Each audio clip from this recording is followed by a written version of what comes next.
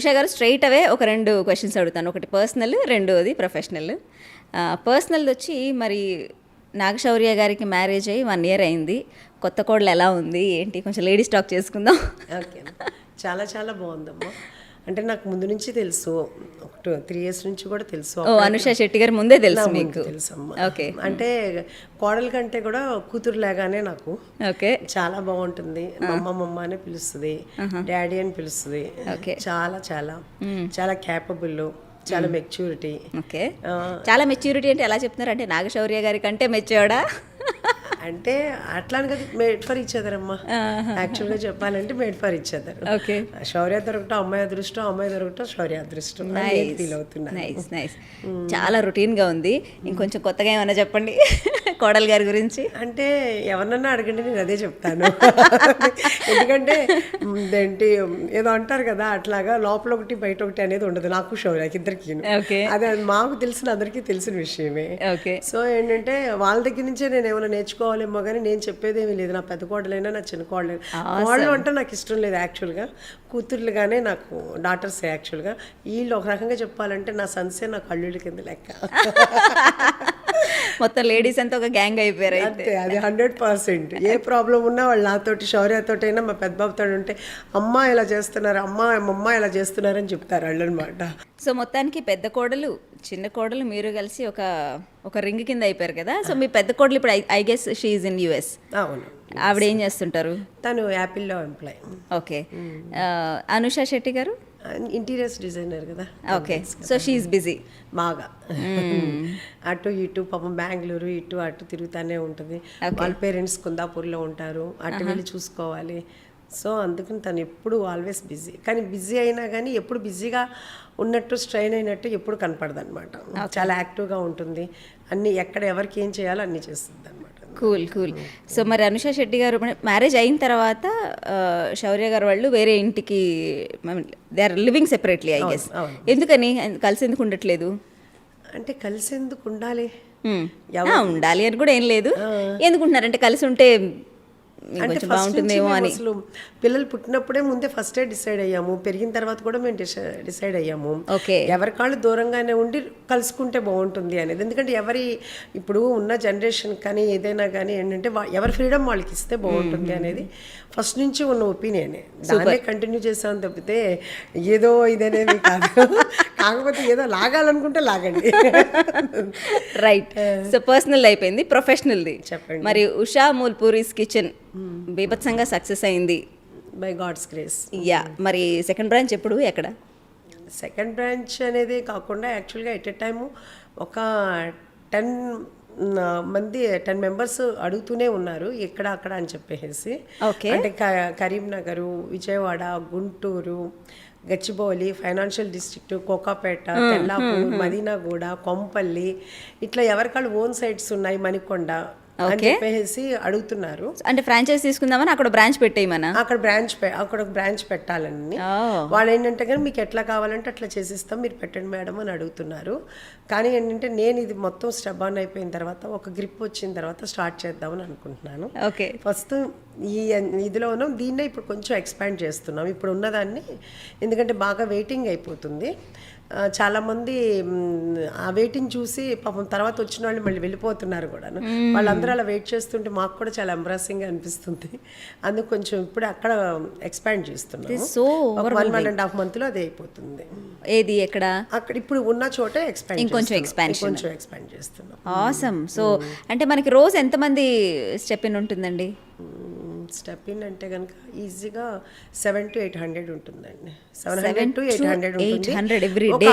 ఒక 100 to 150 cars వెళ్ళిపోతున్నాయి అసలు వెనక్కి. అమ్మ బాబోయ్. ఐ థింక్ 2 months అయిందా? 2 months అయింది. ఏం చేశారు మీరు అసలు? మేమేమీ చేయలేదు. 2 months ప్లస్ ఏంటంటే మనది ఏంటంటే స్పెషాలిటీ ఏంటంటేనమ్మా హోమ్ ఫుడ్. ఇప్పుడు వచ్చిన ప్రతి ఒక్కళ్ళు కూడా 90% నన్ను కలిసి వెళ్తారు. నేను అందరితో కూడా ఇంటరాక్ట్ అవుతూ ఉంటాను.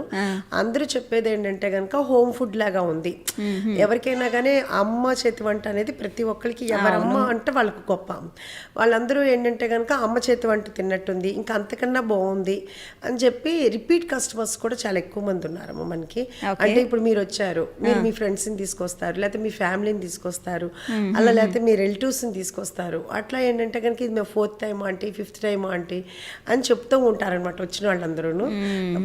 వచ్చిన ప్రతి వాళ్ళు కూడా ఏంటంటే కనుక ఒక ఫ్యామిలీ మెంబర్ లాగా అయిపోయారు తప్పితే వాళ్ళు కూడా ఒక రెస్టారెంట్కి వచ్చాము అనేది ఫీల్ అవ్వట్లేదు.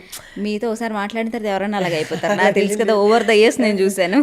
అందరూ ఏంటంటే కనుక ఒక ఇంటి, అందరూ ఏమంటున్నారంటే ఒక రెస్టారెంట్కి వెళ్ళినట్టు కాదు, ఒక ఇంటికి వచ్చి తిని వెళ్ళినట్టు అనిపిస్తుంది అని అంటున్నారు. అది నాకు చాలా అచీవ్మెంట్ అనిపిస్తుంది, చాలా చాలా హ్యాపీగా అనిపిస్తుంది. ఇది కాకుండా ఏంటంటే చాలా బర్త్డేస్ జరుగుతున్నాయి, యానివర్సరీ జరుగుతున్నాయి, పార్టీస్ కూడా. అంటే పార్టీస్ అంటే కనుక వాళ్ళు ఒక 10 మెంబర్స్ అట్లా వస్తున్నారు. మాకంటూ స్పెషల్గా నేనేమి జోన్ లేదు, జోన్ అలా ఏమీ లేదు. కానీ ఏంటంటే అయినా అలా ఉన్నా కానీ మా దగ్గరికి వస్తున్నారు. రైట్. అంటే ఒక నాగశౌర్య షాడో నుంచి మిమ్మల్ని పక్కకి తీసుకొచ్చి ఒక ఆంటర్ప్రెన్యూర్ లెవెల్లోనే మాట్లాడుకుందాం. ఇది మీరు ఈ రెస్టారెంట్ పెట్టాలని ఎందుకు అనుకున్నారు అసలు? నాకు యాక్చువల్గా ఇది చాలా ఇంట్రెస్ట్ ఉన్న ప్రొఫెషన్ అమ్మ. నేను ఒక 10 years నుంచి ట్రై చేస్తున్నాను. కాకపోతే ఏంటంటే కనుక ఇంట్లో వాళ్ళందరూ, శౌర్య కానీ మా హస్బెండ్ కానీ చాలా రిస్క్ ఇవన్నీను, వాళ్ళతో పడలేము, చాలా టెన్షన్ ఉంటుంది ప్రతిరోజు. ఒక పెళ్లి చేసినట్టే అంతాను, ఎందుకు వద్దు వద్దు అని చెప్పి అట్లానే నన్ను పోస్ట్పోన్ చేస్తూ వచ్చారు. కానీ యాక్చువల్గా ఒక 2.5 years బ్యాక్ అయితే మాత్రం నేను అడ్వాన్స్ ఇచ్చాను. ఇచ్చిన తర్వాత కృష్ణవిందు విహారీ సినిమా రిలీజ్ ముందు యాక్చువల్గా ఇచ్చిన తర్వాత మళ్ళీ దాన్ని క్యాన్సిల్ చేశారు వద్దు అని.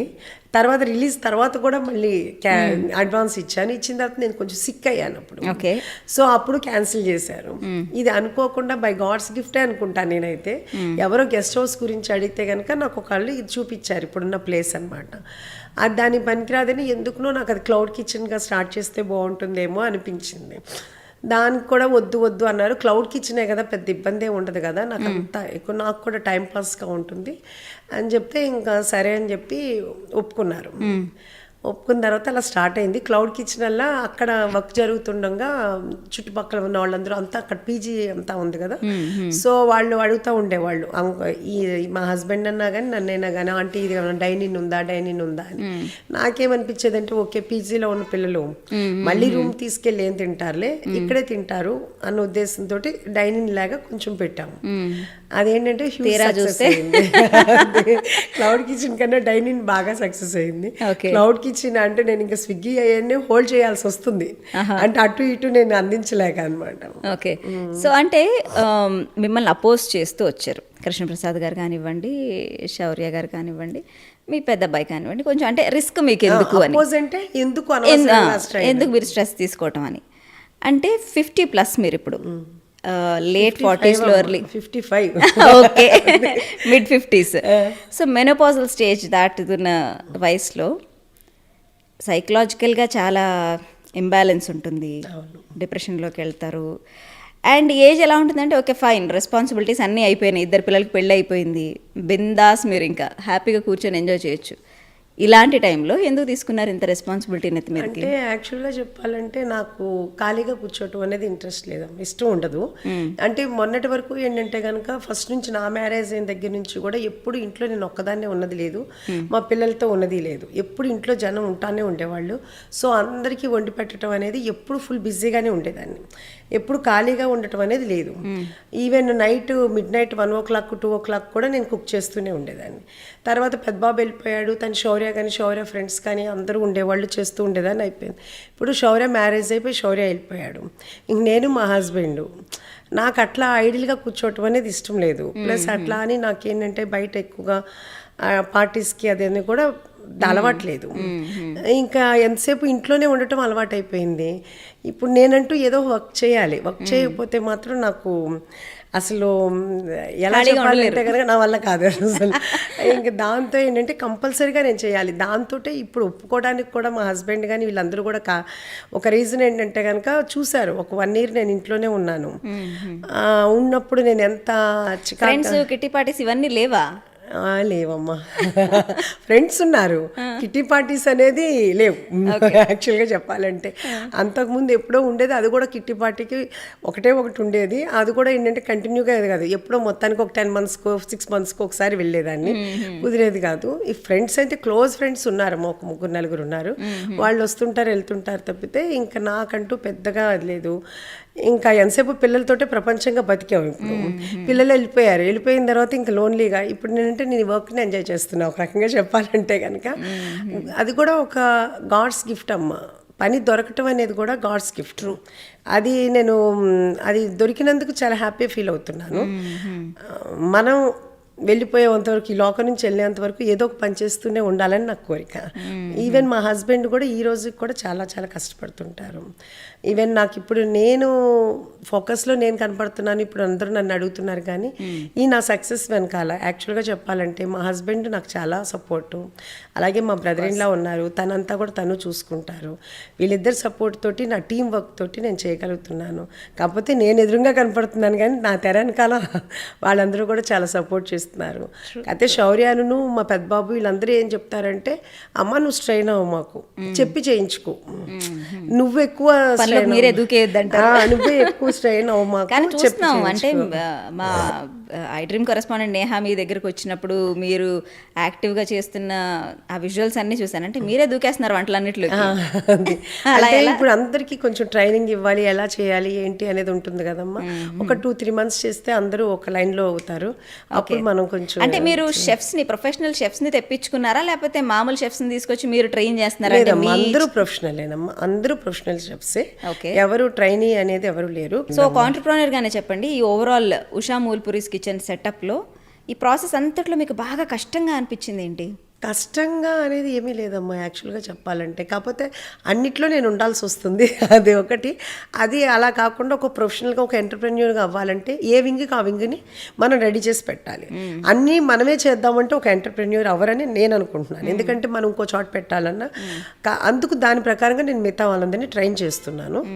అంతేగాని ఈ డిపార్ట్మెంట్ కష్టం, ఆ డిపార్ట్మెంట్ కష్టం, దేనికి ఉండే ప్రాబ్లం దానికే ఉంటుందమ్మా. అన్నీ చూసుకోవాలి, అన్నిటినీ అందరినీ ట్రైన్ చేసి పెట్టాలి. ఫస్ట్లో స్టార్టింగ్లో కొంచెం అన్ని ఛాలెంజెస్ ఉంటాయి కదా. నేను స్ట్రిక్ట్గా ఉంటాను, అది అవతల యాక్సెప్ట్ చేయాలి. నేను స్ట్రిక్ట్గా ఉండకపోతే అవ్వదు వర్క్. సో అన్నిటికీ మనం సిద్ధమయ్యి దాని ప్రకారంగా వాళ్ళని ఎలా ట్యూన్ చేసుకుంటూ రావాలి. సో మరి ఇప్పుడు దీన్ని ఎక్స్పాండ్ కూడా చేస్తున్నాను అంటున్నారు.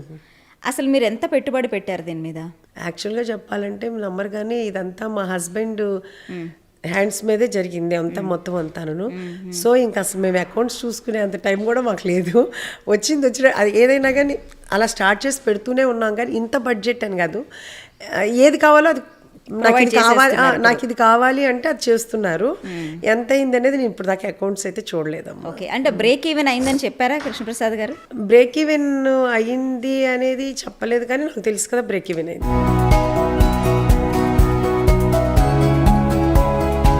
సరే, అయితే ఇప్పుడు మనం ప్రొడ్యూసర్ యాంగిల్కి వద్దాం. సో శౌర్య గారి సినిమాలు 4 సినిమాలకు మీరు ప్రొడ్యూసర్గా ఉన్నారు. సో ముందు మీరు ఈ రెస్టారెంట్ సెటప్ కంటే ముందు ప్రొడ్యూసర్. సో ప్రొడ్యూసర్ అంటే లెక్కలు డొక్కలు ఇవన్నీ ఉంటాయి. ఇవన్నీ మీకు తెలుసా ముందే? తెలుసమ్మా. మొత్తం ప్రొడ్యూసర్గా, యాజ్ ఎ ప్రొడ్యూసర్గా చెక్ పవర్ నాకే ఉంది. ఈవెన్ 1 రూపీ ఎక్స్పెండ్ చేయాలన్నా కానీ టోటల్ నా సైన్ లేకుండా ఏది జరగదు, నా అప్రూవల్ లేకుండా ఏమీ జరగదు. సైనింగ్ అథారిటీ మొత్తం టోటల్ ఏ రూపాయి ఖర్చు పెట్టాలన్నా. కాకపోతే ఏ రూపాయి ఖర్చు పెట్టాలి నాతోటే కానీ అక్కడ 10 రూపాయలు ఖర్చు పెట్టేది నేను 100 రూపీస్ ఖర్చు పెట్టాను. అది నా ప్రాబ్లము. అంతే తప్పితే ఇంకా లెక్కలు అనేది మాత్రం అక్కడ ఏమీ రాంగ్గా ఏమీ లేవు. అదే మనం 10 రూపీస్ ఖర్చు పెట్టాల్సింది 100 రూపీస్ ఖర్చు పెట్టాల్సి వచ్చింది. అదేలేండి, అంటే ప్రతి డిపార్ట్మెంట్ మీద కొంచెం హోల్డ్ ఉండాలి. ఇక్కడ ఇంతే ఖర్చు పెట్టాలి, ఇక్కడ ఇంతే తీయాలి, ఇంతకు మించి ఎక్స్పెండిచర్ అవ్వకూడదు అనే హోల్డ్ ప్రొడ్యూసర్కి ఉండాలి. యాక్చువల్గా ఏంటంటే కనుక అది మనము కొంచెం బిజినెస్ని ఎమోషన్ని కలపకూడదు. నేను సినిమా ఇండస్ట్రీలో నేను అది చేశాను.